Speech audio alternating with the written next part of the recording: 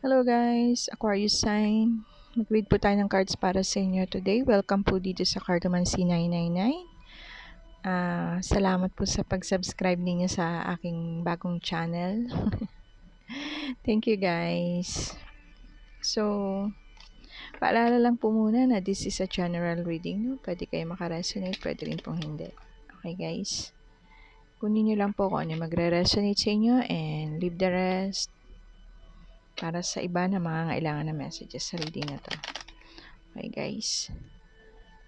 So, kung gusto po niyo ng mga tarot readings, ilalagay ko po sa description box nito yung link ng aking Pinoy Twins Tarot para makapunta kayo dun sa channel ko. And then, consider subscribe nyo na rin yan guys para ma-notify po kayo every time na may reading ako na ina-upload sa tarot po. Salamat. So, start na tayo. Wow. Wish card to guys. 9 of Hearts. So, magbukas na muna tayo ng mga baraha guys. Meron kayong 6 of Spades, Queen of Clubs, 9 of Diamonds, Jack of Hearts, 2 of Spades, King of Hearts. Wow. And then, 5 of Clubs. Okay. I feel itong reading na to sa LGBT to guys. I feel LGBT or third party situation. Uy, and soulmate. Meron kayong Queen of Hearts. Queen of Hearts is a kind person, no? Kind woman, kind bland woman, very sincere, mapagmahal, may malambot na puso, yung pagka may humingi sa kanya ng tawad, pinapatawad niya kaagad, may pagka-misteryosa, um, maalaga, no guys? Kung sa kaibigan, mabait siyang kaibigan. Sincere friend, na guys, and unconditional love yung kaya niya ibigay, guys. Ito yung babae na pwedeng pakasalan ng mga lalaki, no? Si Queen of Hearts. Napakaganda ng kanyang personality, na guys. So, meron din kayo ditong Jack of Hearts, King of Hearts, tsaka si Queen of Clubs. I feel itong reading nyo is third party situation and pwedeng LGBTQ, no guys. So, paalala lang po na energy is fluid, okay? Pwedeng kayo yung tinutukoy, pwedeng yung mga person ninyo. Okay guys, si King of Hearts naman po is very honest, spirituality, kind-hearted person po ito, no? And patas lang siya na klase ng tao. Fair man, mabuti siyang kaibigan, no?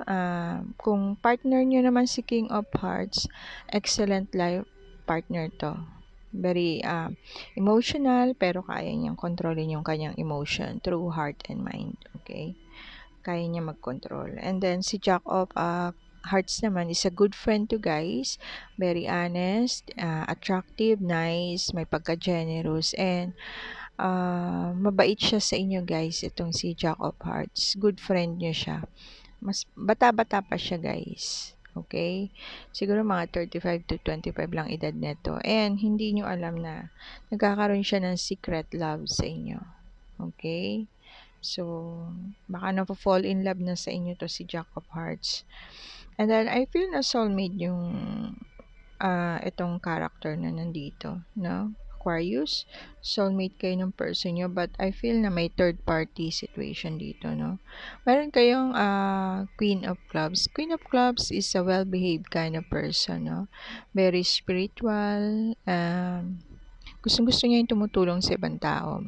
Warm kind of person, masigasig, no guys, enthusiasm. And si King of Clubs is someone na, okay. Okay. I feel na yung situation na to is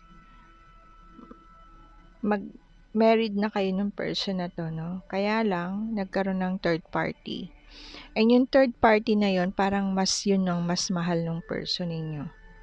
Pero may anak na kayo nung person mo guys, yung married dito. And then meron ka third party. Yung ka third party niya, yun yung parang mas mahal na mahal niya. And then yung mas mahal naman niya, parang okay. Kumbaga, ang hirap ng sitwasyon nito. Nakikita ko na yung sitwasyon, no? Um, Mag-asawa kayo and then merong third party. No, guys? Tapos yung may anak na kayo ng person nyo. Tapos yung third party, parang yun yung mas mahal nung person ninyo. Okay, guys? Kasi feeling ng person na yon sila yung destiny. Okay? And then, meron kayong good friend dito na hindi nyo alam, nagkakagusto naman sa inyo. Okay, guys? So, parang anuhan yung, no, umiikot yung relationship. So, meron kayo ditong Nine of Hearts. Nine of Hearts is a wish card. Wish come true, okay? Kung meron po kayong wini-wish or pinagdarasal na mangyari, soon mangyayari na yun, no? Ibibigay sa inyo ng universe yun. Kasi nandito yung wish card ninyo na card. Wish granted po itong Nine of Hearts, no? And pwedeng some of you is masaya lang sa kanilang relationship. Yun nga, sabi ko, yung iba sa inyo, malalim yung pagmamahal, okay? And I feel na yung naging ka-third party is a friend nyo rin yun, guys. Kaya lang, parang nakakaramdam ng malalim na pagmamahal yung person ninyo dun sa ka-third party niya. Okay? Guys, and then meron kayong Six of Clubs. Okay, sabi ko na nga kasi Six of Spades. Six of Spades is infidelities to guys in a relationship. So cheating. So may nag-cheat nga guys dun sa situation ng iba sa inyo mga Aquarius, no? Cheating. Pwedeng yung iba sa inyo nag-divorce na dahil siguro nalaman na yung sitwasyon, no? But yung iba na hindi pa nakakaalam, yung person, some of you, yung person ninyo is nag-cheat sa inyo, no guys? Pwedeng kaibigan nyo rin yung kanyang kinakarelasyon this time. And parang hulog na hulog yung loob ng person ninyo dun sa person na ka-third party niya. Ka-third party. Okay, guys? And okay. And then, meron kayong Nine of Diamonds. Nine of Diamonds is trouble in love. Okay? Sabi ko na nga, trouble in love. Bad card po itong Nine of Diamonds, no? Obstacle. So, may mga balakid this time sa inyong relationship, situationship ng inyong person. No, guys? And, okay, yung iba sa inyo parang nagkakaroon ng self-reflection, nagme-meditate lang, gustong mapag-isa. Okay? Someone na feeling embarrassed dahil siguro alam niya yung ginagawa niya na kasalanan niya, no? Someone na nagpapahinga lang, baka siguro kasi nga yung intuition niya gumagana, 'di ba? So, yun, baka nararamdaman niya na niloloko siya ng person niya, no guys, kaya ganun. And then parang um, looking for an answer yung person na yan. Okay, guys. And then meron kayong Two of Spades. Two of Spades is okay. Okay, puwedeng some of you, napagtsitsismisan na yung iba sa inyo, nakakaranas na napagtsitsismisan kayo and then yun nga, puwedeng yung iba sa inyo nag-separate na 'no, separate ways na ng person niya and then maybe yung iba sa inyo nakakaranas ng bina-backstab kayo ng mga kaibigan ninyo. Okay, guys? So yun and then separation, itong Two of Spades and puwedeng yung iba naman may problema sa kaperahan 'no. So kung yung some of you kung meron kayong mga nautang 'no guys, you need to pay na yung pagkakautang na yun. Okay guys? Kasi, um, someone na gustong maging fair lang sa reading na 'to 'no. So, some of you parang warning ano 'to na you need to pay na kung ano yung inyong nakuha o nautang dun sa person na 'yan. Or else kasi nga 'di ba may, trouble kayo dito na card. So, puwedeng bad card, obstacles, guys. So, you need to pay na kung meron kayong mga pagkakautang 'no, parang warning sign po ito 'no, na puwedeng maging trouble after na hindi niyo siya pagtuunan ng panahon o ng pansin. Okay, so kung hindi niyo pa kayang, bayaran yung utang na yun, maybe mas maganda makipag-usap kayo ng mas maayos para walang trouble na mangyayari 'no, guys. Kasi meron din kayo ditong bad card, eh. And then meron kayong five of clubs. Five of clubs naman is parang person na pabago-bago ng isip 'no, guys. Madali siyang matukso itong person na 'to. Restless mentality, nakakaranas yung iba and then maybe, nakakaranas sila na minamanipula sila ng person nila 'no. Person nila na may pagka-toxic ang behavior, mataas ang ego, and then siguro kaya may temptation 'no, madaling matukso yung person na 'to kasi nga kaya siguro nakuhang magtaksil na guys. May pagka-ano siya, addiction sa sex, okay. So, siguro baka hindi nakukuha yung gusto sa inyo kaya nakuha niyang magtaksil, nakuha niyang mag-cheat sa inyo guys, 'no? So, yun lang yung ating nakita sa inyong cards guys. Third party situation and hindi niyo alam na yung isang close friend malapit sa inyo is nagkakagusto sa inyo, okay. And then yung person ninyo, meron ka third party but for now parang mas hulog yung loob ng person ninyo dun sa kaano niya, dun sa ka-third party, okay? So,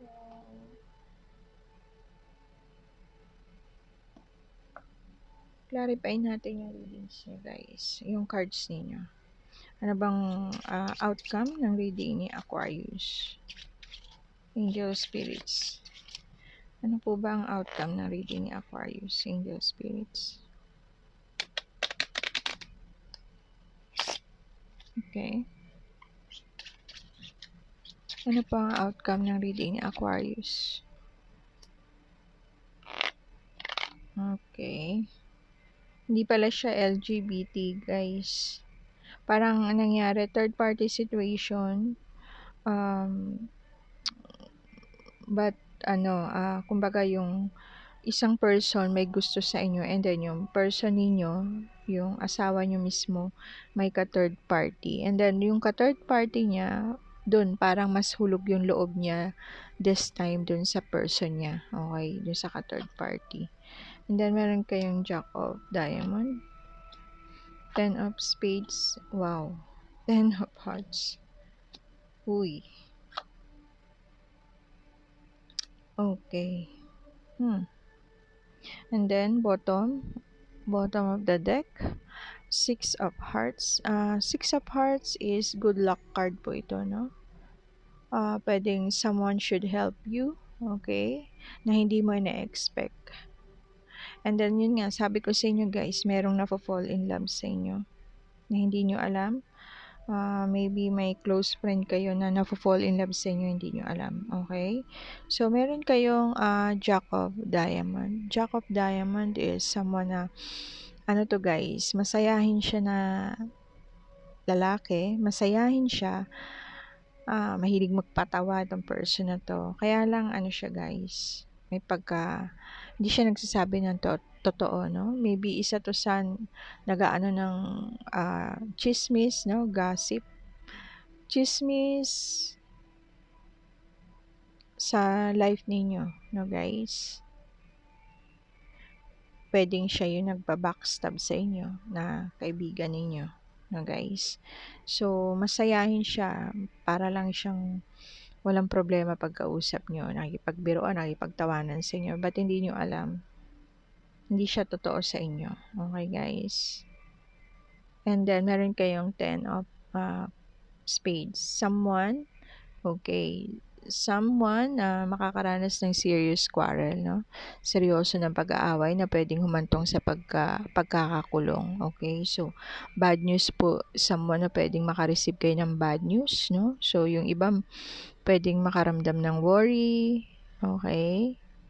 Excessive worry dahil dun sa malalaman nilang bad news. Pwedeng magkaroon ng seryoso na pag-aaway na mahantong sa pagkakakulong. Okay, guys? Itong Ten of Spades. And then, Ten of Hearts. Ten of Hearts naman po is good luck po ito. Good luck cards din po ito and happiness. Okay. Some of you naman, no, hindi naman lahat nasa hindi magandang sitwasyon. Yung iba naman sa inyo masaya lang this time sa kanilang relationship, no? Kanilang person, very abundance and stable ah, yung pamumuhay nila. Okay, very balanced. And then, this Nine of Spades po is a bad card po ito, no? So, bad luck, someone na may anxiety, nagkaka-anxiety na, nadidepress na, may depression, okay? Someone na nakakaranas ng pain. Pain kasi nga, may pagtataksil, no guys, nagtataksil yung person. Ay iba sa inyo, some of you is nagkaroon ng awakening, no? Self-realization. Maybe yung iba sa inyo na kakaisip na nagdedesisyon na making decision na hiwalayan na yung person na yan. Okay? Dahil very toxic na yung kanilang situation. May third party tapos hindi pa maganda yung ugali, very toxic, may toxic behavior yung person na mataas ang ego, materialistic, madaling matukso, okay. And yun nga, may pagkamahilig sa pakikipagtalik kaya siguro nakuhang mag-cheat ng person na yun. Okay guys? So yun lang yung ating nakita sa inyong cards guys. Ano ba? Mag-check tayo ng ano ba ang message sa inyo ng angels nyo? Tingin tayo ng message dito sa Angels Oracle. Mensahe para sa ating Aquarius. Ay, nahulog. Guys, check nyo yung Angel 1010, 1010. May ibig sabihin po yun sa life ninyo. And Angel 999, 399. And then, Angel 1010 or Angel 1010. I-check nyo po sa Google. May ibig sabihin sa life nyo po yun. Nakakonect yun sa buhay ninyo. Yung ibig sabihin nun. And then, yung Angel 999, 39. Okay, so mensahe sa inyo. Sabi ko nga sa inyo guys, merong na-fall in love sa inyo Attraction. You attract romantic love by enjoying this moment fully. Merong nagkakagusto, merong na-fall in love sa inyo guys, hindi nyo alam. And then, let your friends help you. Okay guys, let your friends help you. So, maybe yung iba sa inyo, kung medyo mabigat na talaga yung feeling dahil pain na yung nararamdaman ninyo dahil sa sitwasyon ninyo, maybe you need to talk na sa mga friends na napagkakatiwalaan nyo guys, no? Para gumaan-gaan yung feeling ninyo. And of course, pray pa rin guys. Number 1 yun, pray kayo guys. Yung mga nasa hindi magandang situation, no guys.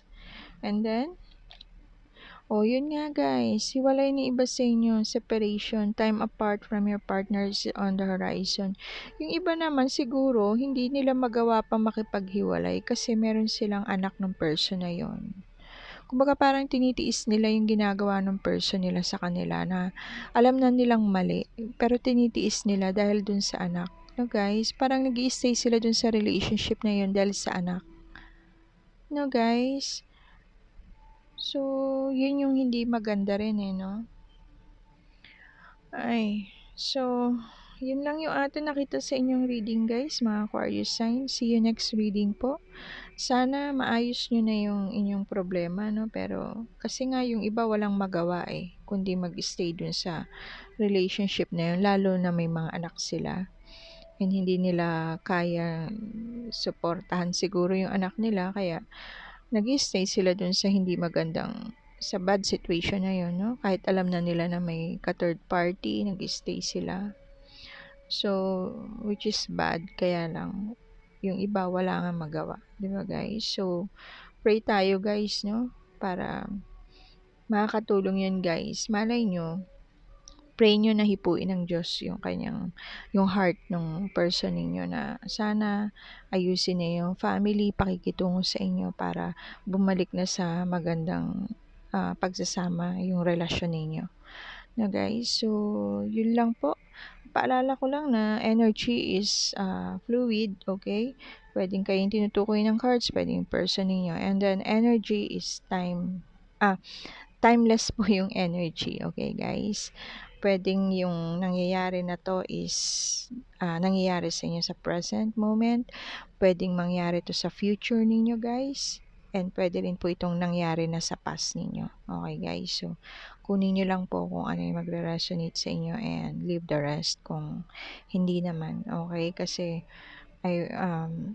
some of the situation yung nangyari dito is hindi naman lahat mangyayari sa isang person lang and marami namang tao sa mundo, okay guys? So, kunin niyo lang kung ano yung magre-resonate sa inyo.